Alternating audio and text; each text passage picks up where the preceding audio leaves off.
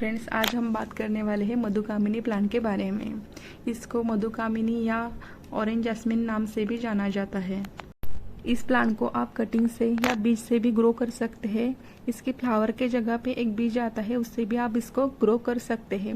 मैंने ये plant nursery से लाया था, तब ये बहुत ही छोटा सा था। 2 ही ब्रांच इसमें थी। अब देखिए आप कितनी सारी ब्रांच हो गई है। इसकी इतनी सारी ब्रांचेस कैसे हुई, मैं इसी वीडियो में आपको बताऊंगी। देखिए इसके हर ब्रांच पे एक फ्लावर आए हैं। ऐसे एक भी ब्रांच नहीं छूटी कि इसके फ्लावर नहीं है। ये फ्लावर सिर्फ दिखने में ही अच्छे नहीं है, बल्कि इसकी जो धीमी धीमी खुशबू है वो पूरे गार्डन को महका देती है। इस पौधे को आप नर्सरी से या ऑनलाइन भी मंगवा सकते हैं। मुझे ये पौधा नर्सरी से 100 रुपये में मिला था। आपको यह 100 या 150 रुपये तक मिल जाएगा। आपको नर्सरी से पौधा लाते वक्त ये ध्यान में रखना है कि वो पौधा हेल्दी हो, उसमें कोई भी फंगस ना हो या उसके पत्ते पीले ना हो। क्योंकि अगर आप ऐसा प्लांट लाएंगे तो वो सर्वाइव नहीं कर पाता है, वो मर जाता है। इसलिए आप प्लांट लाते वक्त इस बात का ध्यान ज़रूर रखें कि वो एक हेल्दी प्लांट हो। मैं तो कहूँगी कि उसमें फ्लावर्स हो या कलियाँ हो, वही वो प्लांट आप सिलेक्ट करें। जिसमें फ्लावर ना हो वो प्लांट आप ना लाएं। बहुत बार क्या होता है, हम एक हेल्दी प्लांट लाते हैं फिर भी वो मर जाता है। इसका एक बहुत बड़ा रीज़न ये है कि हम उस पौधे को घर लाते ही रिपोर्ट कर देते हैं। तो हमें ऐसा नहीं करना है। पहले हमें उस पौधे को अपने गार्डन में एडजस्ट होने देना है, फिर बाद में हमें उसे रिपोर्ट करना है। तभी वो हमारा प्लांट सक्सेसफुली लग जाता है। तो चलिए बात करते हैं इसकी सॉइल मिक्स की। इसको वेल ड्रेन सॉइल पसंद है। इसको ऐसी सॉइल चाहिए होती है कि ऊपर से पानी डाला और नीचे से वो जड़ से निकल गया। इसमें पानी रुक जाता है तो इसकी जो जड़ है वो गल जाती है और प्लांट मर जाता है। मैंने इसमें मिलाया है 1 part garden soil, 1 part compost and 1 part rice husk. आप इसमें रेत भी मिला सकते हैं, पर मुझे ये इसकी मिट्टी जो थी वो लाइट वेट चाहिए थी, इसलिए मैंने इसमें रेत नहीं मिलाई। हमेशा अपने प्लांट में ऑर्गेनिक फर्टिलाइज़र ही यूज़ करती हूँ। मैं कोई भी बाहर का केमिकल यूज़ नहीं करती हूँ। मैंने मिट्टी बनाते वक्त इसमें नीम खली ऐड की थी। इससे मिट्टी में कोई भी प्रकार का फंगस नहीं होता है। आप इसकी वजह हल्दी या राख भी इस्तेमाल कर सकते हैं। मैंने इसमें घर में बनाया हुआ कंपोस्ट यूज़ किया है, और जो राइस हस्क मैंने यूज़ किया है वो स्लो रिलीज फर्टिलाइज़र का भी काम करता है। इसलिए हमारे प्लांट्स को ज़्यादा फर्टिलाइज़र देने की ज़रूरत नहीं पड़ती है, और प्लांट जो है वो हेल्दी ग्रोथ करता है। देखिए कितनी बुरबुरी मिट्टी बनी है। ऐसी मिट्टी इस प्लांट को चाहिए होती है, तभी ये प्लांट बहुत ही अच्छे से ग्रो करता है। अच्छे फ्लावर्स के लिए हमें इस प्लांट की 1 महीने में 2 बार गुड़ाई करते रहने चाहिए। गुड़ाई करने का यही फ़ायदा होता है कि इसमें न्यू वाइट रूट्स बनती है। वाइट रूट की मदद से ही हम जो प्लांट में कंपोस्ट डालते हैं उसमें से प्लांट न्यूट्रिशंस लेते रहता है और पौधा हेल्दी होने लगता है। इसकी हर ब्रांच में से कलियां बनने लगती है। मेरा मधुकामिनी का प्लांट हेल्दी है, इसका यही कारण है कि मैं इसके महीने में 1 बार गुड़ाई करती हूँ और उसमें कंपोस्ट डालती हूँ। नए नए फ्लावर्स आने के लिए मैं इसकी प्रूनिंग करती रहती हूँ। जब फ्लावर आते हैं और वो बाद में सूख जाते हैं, तब मैं इसकी जो टहनी है वो कट कर देती हूँ। इससे क्या होता है, हमारे प्लांट में नई नई ब्रांचेस निकलती है और हर ब्रांच में से ज़्यादा फ्लावर निकलते हैं और हमारा प्लांट घना हो जाता है। हम इसकी जितनी भी प्रूनिंग करेंगे उतना ज़्यादा हमारा प्लांट जो है वो बुशी होता है, बहुत ही ज़्यादा घना होता है और हर ब्रांच में से नई नई कलियाँ आना स्टार्ट हो जाता है। तो चलिए हम कौन सा फर्टिलाइज़र इसमें यूज़ कर सकते हैं, मैं आपको बताती हूँ। ये है हल्दी और चाय पत्ती। आप चाय पत्ती को धो के भी ले सकते हैं या फिर उसको सुखा के ले सकते हैं।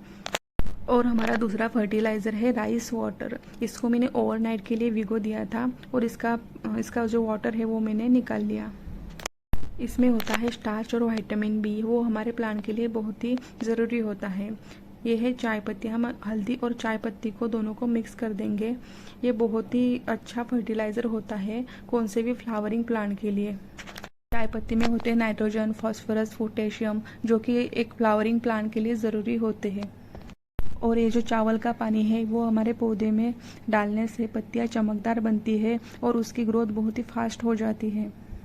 चावल का पानी पौधे में डालने से उसकी जो विटामिन बी की जो रिक्वायरमेंट होती है वो पूरी हो जाती है। इससे हमारा प्लांट बहुत ही अच्छा ग्रो करता है और फ्लावरिंग देने लगता है। क्योंकि प्लांट की ग्रोथ हेल्दी होगी तभी तो इसमें न्यू न्यू कलियाँ आएगी और हमारा प्लांट बुशी हो जाएगा। ये प्लांट जितना घना होगा उतने ही इसमें फ्लावर आएंगे और पूरा प्लांट फ्लावर से भर जाएगा। इसके लिए हमें इसमें ये दोनों फर्टिलाइज़र डालना बहुत ही ज़रूरी होता है। पौधे में फर्टिलाइज़र डालने से पहले हमें इस बात का ध्यान रखना है कि उसकी मिट्टी जो है वो गीली ना हो। फर्टिलाइज़र देने से पहले हमें इसकी अच्छे से गुड़ाई करनी होती है। मैंने इसकी गुड़ाई कर ली है और ये चाय पत्ती और हल्दी भी हमने अच्छे से मिक्स कर ली है। अब हम इसमें ये डाल देंगे। तो हमें क्या करना है, इसके चारों तरफ हमें अच्छे से ये दोनों मिश्रण जो है वो डाल देने हैं। ये बहुत ही अच्छा फर्टिलाइज़र है। हल्दी से क्या होता है कि हमने जो गीली चाय पत्ती डाली है उससे मिट्टी में फंगस नहीं होता है, वो बहुत ही अच्छे से काम कर पाता है। जो बची हुई जो चाय पत्ती है उसको हम राइस वाटर में डाल देंगे।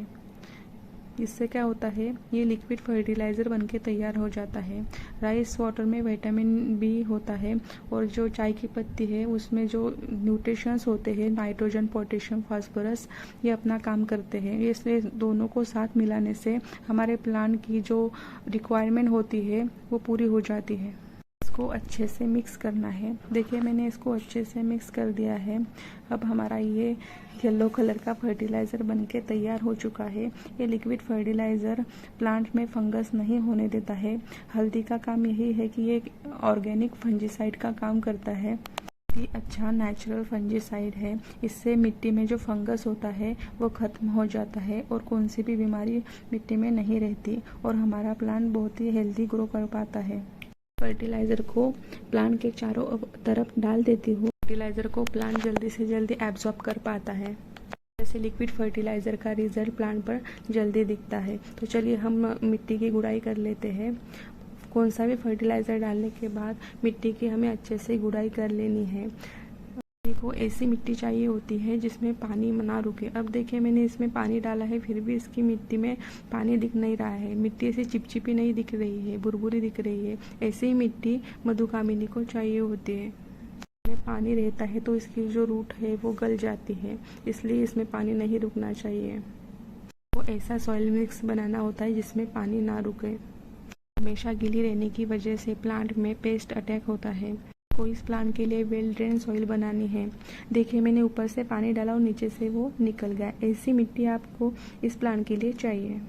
इसकी सनलाइट की, इस प्लांट को 4 से 5 घंटे की सनलाइट चाहिए। आप ऐसी जगह पे रखें जहाँ 4 या 5 घंटे की सनलाइट इसको मिले। मेरे बालकनी में यहाँ 1 ही घंटे की सनलाइट आती है, फिर भी इसमें अच्छे से फ्लावरिंग हो रही है। इसका यही कारण है कि मैं इसको महीने में 2 बार लिक्विड फर्टिलाइज़र डालती हूँ। प्लांट नर्सरी से परचेस किया था तब इसमें 1-2 ही फ्लावर आते थे। फिर मैंने इसमें लिक्विड फर्टिलाइज़र डालना शुरू किया, तब से इसमें ऐसे ही फ्लावरिंग हो रही है। वही मैंने आपके साथ शेयर किया है। एक्सपीरियंस से जो मुझे रिजल्ट मिलता है मैं वही आपके साथ शेयर करती हूँ। आई होप आपको मधुकामिनी के बारे में सारी जानकारी मिल गई होंगी। तो चलिए फ्रेंड, चलिए मिलते हैं नेक्स्ट वीडियो में। तब तक के लिए बाय।